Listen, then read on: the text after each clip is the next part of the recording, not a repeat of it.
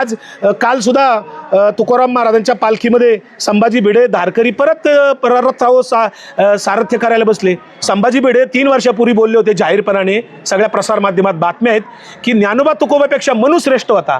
मग तुम्ही मनूची पालखी काढा ना सेपरेट।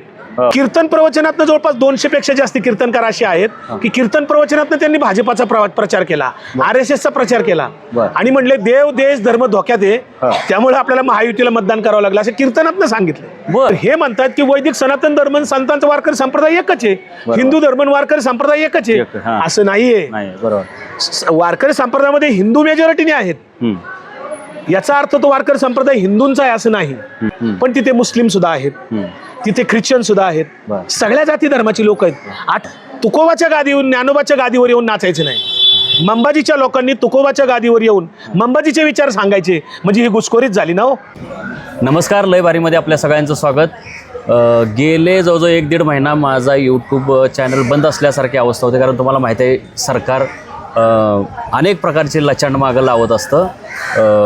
खरं तर मी 25 वर्ष पत्रकारिता करतो, पण असलं सरकारच मी बघितलं नव्हतं, पण ठीक आहे, आपण त्या विषयाकडे नंतर कधीतरी बोलू।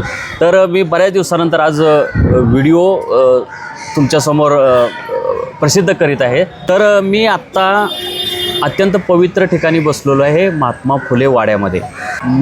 कारण असं आहे की मी माझ्या आयुष्यामध्ये पहिल्यांदाच वारकरी दिंडीमध्ये सहभागी झालेलो आहे आणि इथं संविधान समता दिंडी जे श्यामसुंदर सोन्नर महाराज, ते ज्येष्ठ पत्रकारसुद्धा आहेत, त्यांच्या दिंडीमध्ये मी सहभागी होणार आहे आणि शक्यतो मी पंढरपूरपर्यंत पोचणार आहे त्यांच्या दिंडीसोबत। तर त्या निमित्ताने मी आज महात्मा फुले वाड्यामध्ये या ठिकाणी त्या दिंडीमध्ये सहभागी झालेलो आहे आणि माझ्यासोबत माझ्यासारखेच एक गृहस्थ आहेत की ज्यांच्या मागे सरकारचे अनेक लचांड लागलेले आहेत। कोण आहेत माझ्यासोबत? तर विकास लवांडे आहेत। विकास लवांडे हे राष्ट्रवादी काँग्रेस शरद पवार पक्षाचे प्रवक्ते आहेत आणि ते सुद्धा जेलमध्ये जाऊन आलेले आहेत। तर आणि ते वारकरी आहेत, सर्वात महत्त्वाचं म्हणजे वारकरी आहे, त्यांच्या घराला कुटुंबाला वारकरी संप्रदायाचा वारसा लाभलेला आहे। तर मी त्यांच्यासोबत गप्पा मारणार आहे। तर लवांडे सर, लय भारीमध्ये आपलं स्वागत। नमस्कार, रामकृष्ण हरी। रामकृष्ण हरी।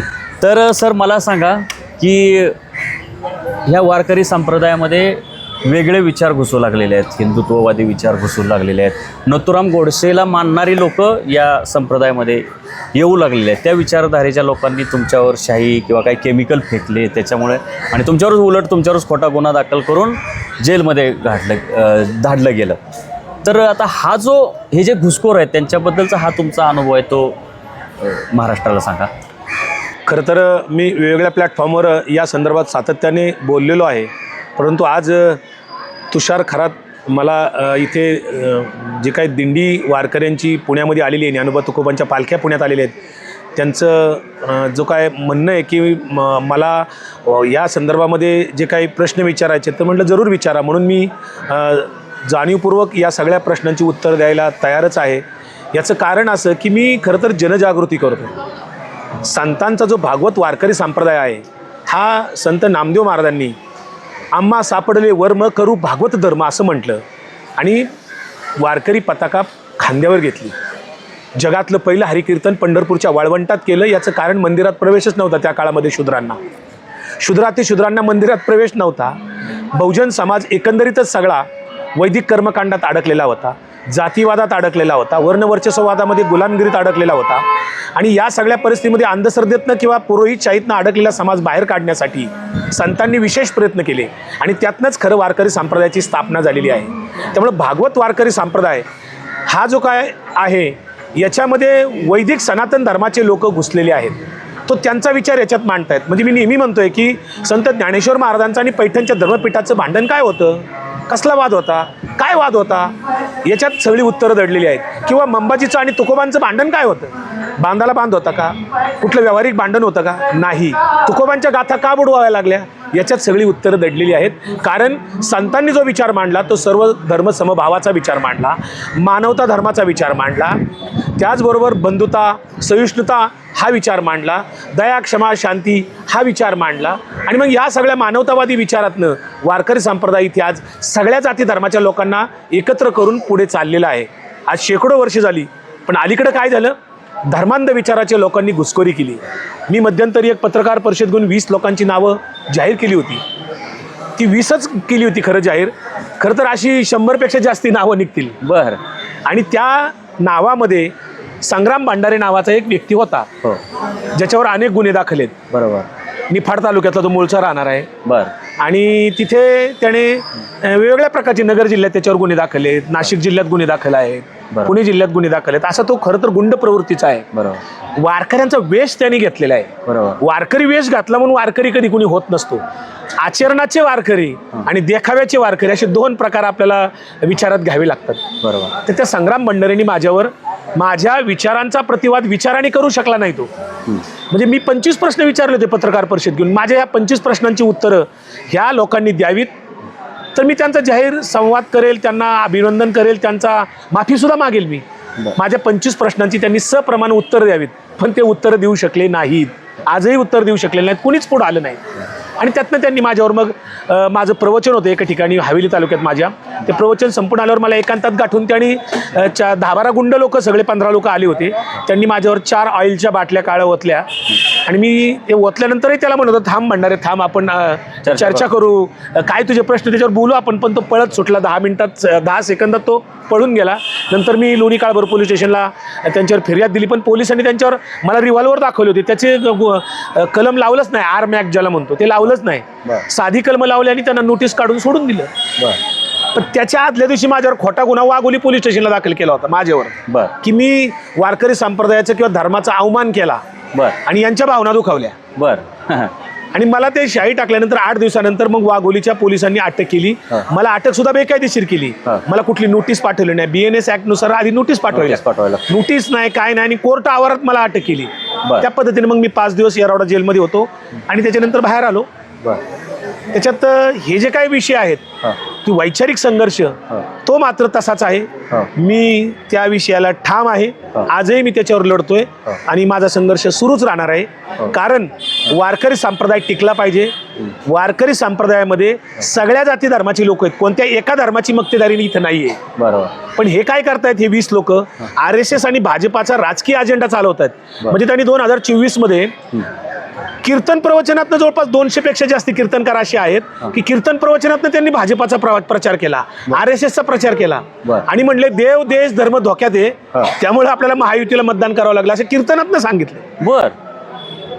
बापरे. मग यांना घुसखोर नाही म्हणायचं तर काय म्हणायचं? बरोबर. आम्ही राजकीय पक्षाचं काम करतो, मी राष्ट्रवादी काँग्रेस पक्षाचं काम करतो, पण मी जेव्हा प्रवचन करतो तेव्हा संतांचे विचार सांगतो. मी तिथं राष्ट्रवादीचे विचार नाही सांगत.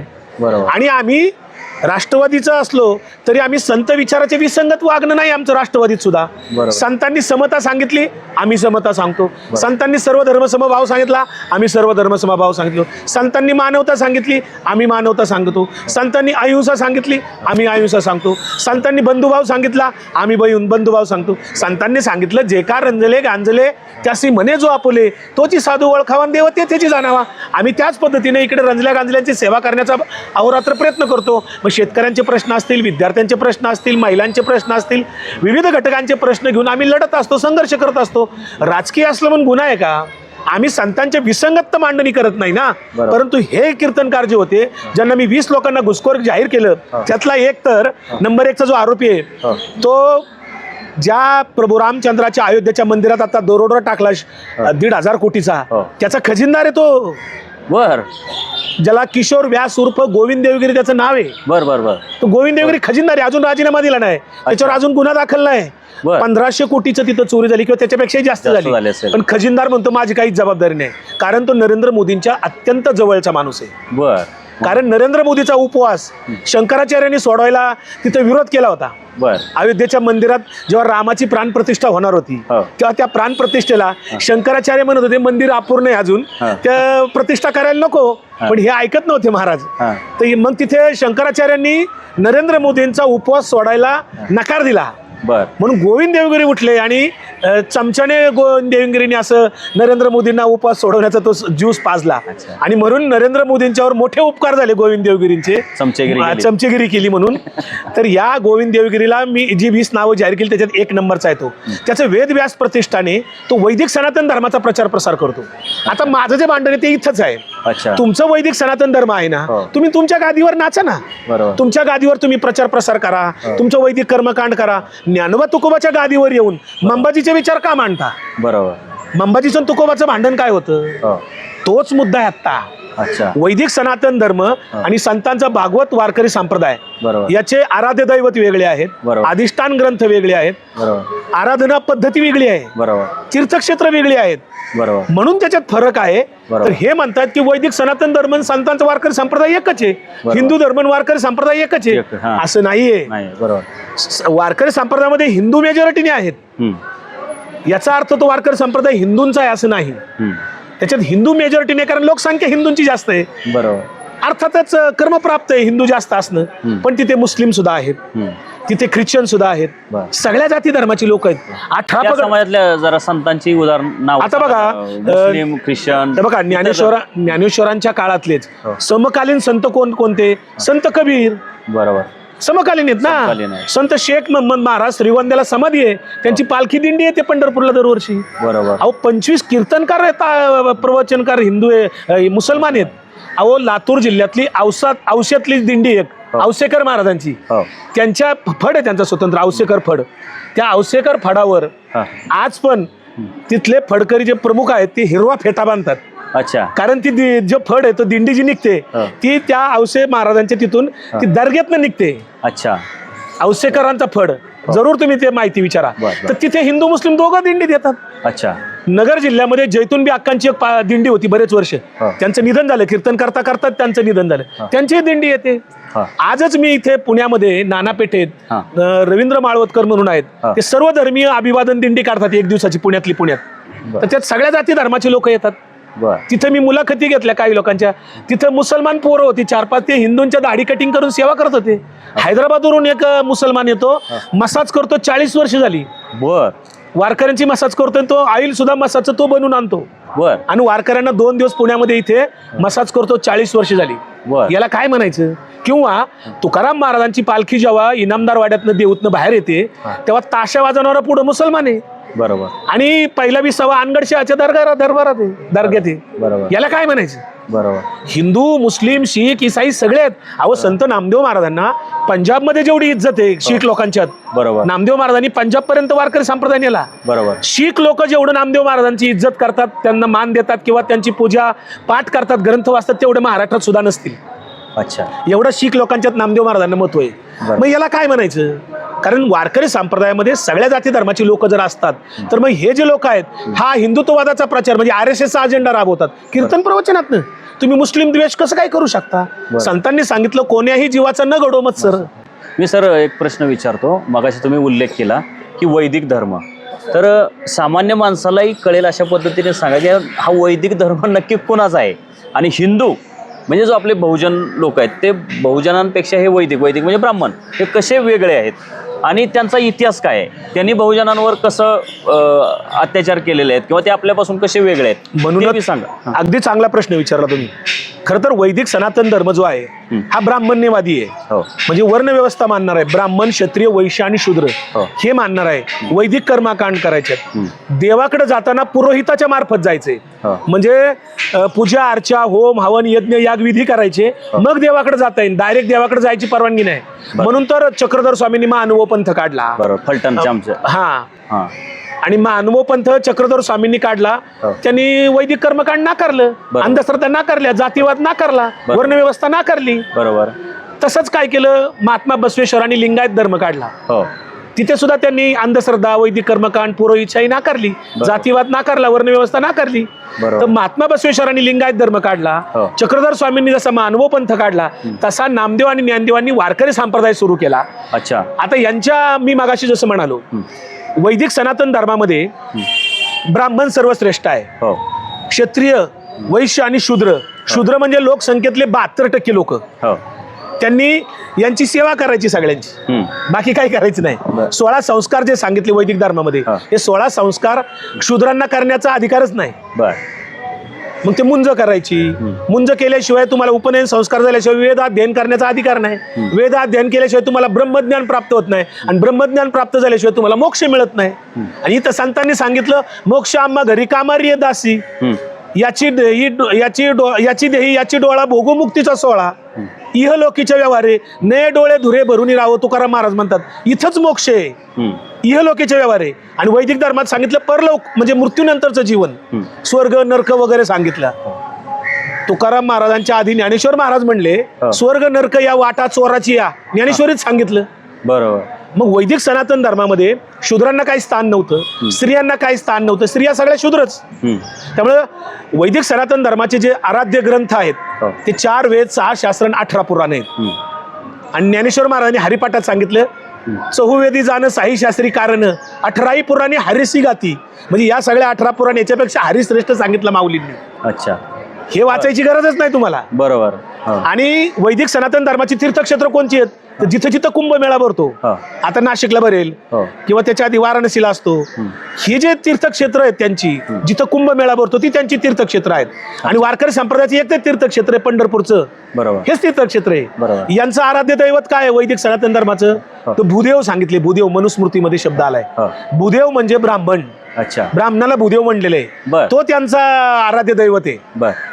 ते म्हणतात विष्णू, ब्रह्म, विष्णू, महेश वगैरे, पण खरं त्यांचं भूदेव आहे. हे मनुस्मृतीने सांगितले, मी नाही सांगत. आणि वारकऱ्यांचं आराध्य दैवत काय आहे, पंढरपूरचा पांडुरंग. कमरेवर हात ठेवलेले, कुठलंही शस्त्र हातात नाही, निशस्त्र आहे. म्हणून तर माऊली हरिपाठ आपल्या पसायदानात म्हणले, आता विश्वात्मके देवे, विश्वात्मकाला देव मांडले त्यांनी. जे खळांची व्यंकटी सांडो तया सत्कर्मी रती वाढो. ते असं नाही म्हणले जे खळांची वाटोळो, जे खळांचं पार बॉम्ब पडो, असं काही म्हणले नाही. बरोबर. जे खळांची व्यंकटी सांडो, त्यांच्या बुद्धीत पालट हो, असं माऊली म्हणतात. म्हणजे मानवता सांगतायत. बरोबर. शिवाय वैदिक सनातन धर्माचे अधिष्ठान ग्रंथ कोणते आहेत, 6 शास्त्र म्हणजे जे आहेत, 18 पुराण आहेत, 4 वेद आहेत. आणि वारकऱ्यांचे अधिष्ठान ग्रंथ ठरलेले आहेत, प्रस्थानत्रयी त्याला म्हणतात. म्हणजे ज्ञानेश्वरी, एकनाथी भागवत, नामदेवांचे सगळं साहित्य, तुकाराम महाराजांची गाथा, सगळ्या संतांचे अभंग आणि साहित्य, हे वारकरी संप्रदायाचे अधिष्ठान ग्रंथ आहेत. याच्या पलीकडचं कीर्तनकारांनी काही सांगायचं नाही. अच्छा, याच्या पलीकडचे काय भाकड कथा दुसरे काही सांगितले जातात, त्या भाकड कथा सांगून किंवा पुराण कथा सांगून वारकरी तत्वज्ञानाचा तो खरं तर अवमान होतोय. बरोबर. सर, आपण मग आता अधिष्ठान ग्रंथ झाले, आराध्य दैवत झालं, तीर्थक्षेत्र झालं, आता आराधना पद्धती. अच्छा, वैदिक सनाधर्माची आराधना पद्धती काय आहे, तो होम हवन यज्ञ करणे, यज्ञ याग विधी करायचे. कुठंतरी असे विधी करून मग देव प्रसन्न होईल असं ते सांगतात. सोळं करायचं. पण इथे संतांनी नाकारलं. ज्ञानेश्वर महाराजांनी हरिपाठातच सांगितलं, योग याग विधी येणे नो हे सिद्धी, वायाची उपाधी दंभ धर्म. योग याग विधी करून तुम्हाला कुठलीही सिद्धी मिळणार नाही. उगाच एवढे योग केले म्हणून तुम्हाला अहंकार निर्माण होईल असं माऊली म्हणतात. सर्व घटी राम देहादेही एक, हे हरिपाठात सांगतात ते. आणि यांनी काय सांगितलं, होम हवन यज्ञ याग विधी करा. आता जर एखादा कीर्तन प्रवचनकार कीर्तनातून 16 संस्काराचं महत्व सांगायला लागला, वैदिक कर्मकांडाचं महत्व सांगायला लागला, तर म्हणायचं हा घुसखोर आहे. घुसखोर त्यालाच म्हणायचं जो संतांच्या विसंगत विचार मांडतोय, जे संतांनी सांगितलंच नाही अशा भाकड कथा, पुराण कथा सांगतो, लोकांना अंधश्रद्धेत ढकलतो, लोकांना पुरोहितशाहीच्या मागे लावायला लागतो, लोकांना वर्णव्यवस्थेत अडकवतो. अशा लोकांना घुसखोर म्हणावे. सर, आता मला हे विचारायचं होतं की जे तुम्ही आता वैदिक धर्म सांगितला जो ब्राह्मणांचा आहे, तर त्याच्यामध्ये वैदिक धर्मांचे काही ग्रंथ असतील, तर त्याच्यामध्ये विठ्ठलाचा, पांडुरंगाचा किंवा पंढरपूरचा कुठे उल्लेख आहे का? अजिबात नाही, कुठेही उल्लेख नाही. 4 वेद, 6 शास्त्र, 18 पुराणामध्ये कुठेही पांडुरंगाचा उल्लेख नाही, कुठेही या वारीचा उल्लेख नाही. संतांचा काही संबंधच नाही, कुठेच काही संबंध नाही. तिथे ब्राह्मण सर्वश्रेष्ठ सांगितलेलं आहे. म्हणून तर गोविंद देवगिरी म्हणतो, ज्ञानोबा तुकोबांचे ग्रंथ हे ग्रंथ नाहीत, फक्त संकलन आहे. ग्रंथ फक्त रामदासांचा दासबोधच आहे असं गोविंद देवगिरी म्हणाला. तरी वारकऱ्यांना संताप येत नाही, तरी या कीर्तनकारांना चीड येत नाही, तरी कुणाला राग येत नाही. ज्ञानोबा तुकोबांचे ग्रंथ नाहीत, एकनाथ महाराजांचा ग्रंथ नाही, हा गोविंद देवगिरी सांगण्याचं धाडस करतोच कसं? आणि रामदास स्वामीचा दासबोध आहे, तो वर्णव्यवस्थेवर आधारलेला आहे. तो समतेवर आधारलेला नाही. अच्छा, वैदिक विचार वैदिक विचारसरणी त्याच्यामध्ये आहे. आणि रामदासी संप्रदाय स्वतंत्र आहे, त्यांनी त्यांच्या गादीवर नाचावं ना. त्यांचं त्यांनी स्वतंत्र काय करायची ती करा. तुकोबाच्या गादीवर, ज्ञानोबाच्या गादीवर येऊन नाचायचं नाही. मंबाजीच्या लोकांनी तुकोबाच्या गादीवर येऊन मंबाजीचे विचार सांगायचे, म्हणजे ही घुसखोरीच झाली ना हो. बरं. आता सर, ज्या संग्राम भंडारेंनी तुमच्या अंगावर शाई टाकली किंवा ते केमिकल टाकलं, त्याने नथुरामांना आदर्श मानलेला आहे, नथुराम गोडसेला, अतिरेक्याला. तर त्याचे हे जे आचरण आहे ते आचरण आणि वारकरी संप्रदायामधलं आचरण किंवा संत विचार, तर ह्याचा कुठं मेळ कुठं बसतो? अजिबात नाही. म्हणून तर म्हटलं, संग्राम भंडारे जर वारकऱ्यांचा चेहरा बनणार असेल तर समस्त वारकरी, समस्त फडकरी, समस्त दिंडी चालकांनी विचार करण्याची वेळ आलेली आहे की संग्राम भंडारे हा वारकऱ्यांचा चेहरा बनू शकतो, कसा होऊ शकतो. अहो, मी जी 20 नावं जाहीर केली तशी अजून 50-100 नावं आहेत. ह्यांचं एक साम्य आहे. साम्य काय? हे महात्मा गांधींना शिव्या देतात, नथुराम गोडसेचं कौतुक करतात, हे आसाराम बापूचं कौतुक करतात, हे वैदिक सनातन धर्म वर्णव्यवस्थेचं कौतुक करतात. यातले काही महाराज लोक आहेत ते हिंसेचं समर्थन करतात. त्यामुळं या लोकांना आम्ही घुसखोर म्हणतोय. संतांचा विचार हा मानवतावादी आहे. वारकरी संप्रदायामध्ये उघड मंत्र दिला, रामकृष्ण हरी. हे सगळे जय श्रीराम म्हणतात. संग्राम भंडारे जय श्रीराम म्हणतो. जय श्रीराम हा भाजपचा मंत्र आहे. संतांचा आणि वारकरी संप्रदायाचा मंत्र एकच आहे, रामकृष्ण हरी. बरोबर. तर जय श्रीराम कसं काय तुम्ही इथं आमच्यावर मानगोटावर बसवता? तो भाजपाचा राजकीय मंत्र आहे. त्यामुळे हे सगळे लोक RSS आणि भारतीय जनता पार्टीचा राजकीय अजेंडा राबवतात कीर्तन प्रवचनातून. आमचं म्हणणं एवढंच आहे, संतांचे विचार जसेच्या तसे सांगा. आपण कीर्तन प्रवचनकार जर असलो तर आपण फक्त पोस्टमन आहोत, आपण हमाला आहोत. इकडून आणायचं आणि इकडं सांगायचे. पदरचं भाकड कथा, पुराण कथा सांगून संतांचे विचार संपवायचा कोणी प्रयत्न करू नका. सर, आता मी शेवटचा प्रश्न विचारतो की हे जे ह्या विचारधारेचे जे लोक आहेत, तुम्ही बोललात की मी 20 लोकांचीच यादी जाहीर केली, पण ते 100-200 आहेत. तर हे मोठं संकट आहे वारकरी संप्रदायावर. तर हे भविष्यात काय होऊ शकतं आणि ह्याला रोखलं कसं पाहिजे? खरं तर काय झालं माहिती आहे का, जिथे वारकरी शिक्षण संस्था आहेत महाराष्ट्रातल्या, तिथे काही वर्षापूर्वी 3 ग्रंथ घुसवले गेले, ज्याचा संत साहित्याशी किंवा वारकरी संप्रदायाशी किंवा संतांची जी प्रस्थानत्रयी आहे त्याच्याशी काही संबंध नाही. ते कीर्तनकारांना, प्रवचनकारांना शिकवायला ते ग्रंथ आहेत. त्याला गाईड म्हणलं जातं. ते ग्रंथ म्हणजे विचारसागर, वृत्ती प्रभाकर आणि पंचदशी. या 3 ग्रंथांचा वारकरी शिक्षण संस्थेत जेव्हापासून हा समावेश केला गेला, तिथपासून हे कीर्तन प्रवचनकार तेच विचार सांगायला लागले. अच्छा. खरं तर त्या 3ही ग्रंथाचा संतांनी कोणी उपयोग केलेला नाही. तुकाराम महाराजांच्या शेवटचे संत निळोबाराय, बहिणाबाई चौधरी यांच्यापर्यंत कुणी उपयोग केला नाही त्या ग्रंथांचा. ते ग्रंथ लिहिणारे कोण लोक आहेत? उत्तर भारतातले कोणीतरी लोक आहेत. ते मूळ वारकरी संप्रदायाचे काय संबंध? वाईज अजिबात संबंध नाही. मूळ ग्रंथ ते हिंदीतले आहेत. बर. आणि ते वारकरी शिक्षण संस्था सगळ्या ते बऱ्याचशा वापरतायत. आणि त्याच्या आधाराने कीर्तन प्रवचनकार जर तयार व्हायला लागले तर ते संतांचा विचार सांगतच नाही, ते वैदिक परंपरा सांगतात. बरोबर. ते वर्ण व्यवस्थेचं समर्थन करतात. आणि पुन्हा म्हणणार ब्राह्मण हा कर्माने तयार होतो. आम्ही म्हणतोय ब्राह्मण जन्माने तयार होतो. ज्या फुलेवाड्यात आपण बसलोय याची चिरफाड गुलामगिरी या पुस्तकात महात्मा फुलेंनी केलेली आहे. डॉक्टर बाबासाहेब आंबेडकरांनी मनुस्मृती ग्रंथ जाळला ना. बरोबर. तिथे काय सांगितलं? कर्माने ब्राह्मण होतो. मी या सगळ्या घुसखोरांना जाहीर प्रश्न विचारतोय तुमच्या माध्यमातून आज पुन्हा, की कर्माने ब्राह्मण झालेला भारतामध्ये गेल्या 1000 वर्षात 10 नावं सांगा ज्याला तुम्ही ब्राह्मण मानलं. मी ज्ञानोबा तुकोबांच्या या संत परंपरेतले 36 संत होऊन गेले. या संतातल्या किती संतांना तुम्ही ब्राह्मण मानता? अहो, ज्ञानेश्वरांना तुम्ही ब्राह्मण मानलं नाही. त्यांना तुम्ही धर्मच्या पैठणच्या धर्मपीठाने न्याय दिला नाही, त्यांना वाळीत टाकलं. ज्ञानोबांच्या आईवडिलांना देहांत प्रायचित्त घ्यायला लावलं तुम्ही. आणि आज तुम्ही तिथे पुन्हा तेच विचार तिथे सांगणार. ज्ञानोबांना तुम्ही ब्राह्मण म्हणून स्वीकारलं नाही. आणि मग जन्माने ब्राह्मण झालेल्या माऊलीला तुम्ही स्वीकारलं नाही. मग कर्माने ब्राह्मण झालेले 1000 वर्षातले तुम्ही 10च नावं सांगा की हे कर्माने ब्राह्मण ठरले, ज्याला शंकराचार्यांनी ब्राह्मण म्हणून मान्यता दिली. अशी 10च नावं सांगा घुसखोरांनी. त्यामुळं वारकरी संप्रदाय टिकलाय. आणि तो कोणाच्या जीवावर टिकलाय? समस्त फडकरी असतील, हे सगळे दिंडी चाली, सर्वसामान्य लोक चालतात ना वारीत, जे रामकृष्ण हरी म्हणतात, ज्ञानोबा तुकोबा म्हणतात, हरिपाठ म्हणतात, हे खरे वारकरी आहेत. कीर्तनकार प्रवचनकार म्हणजे वारकरी संप्रदाय नाही.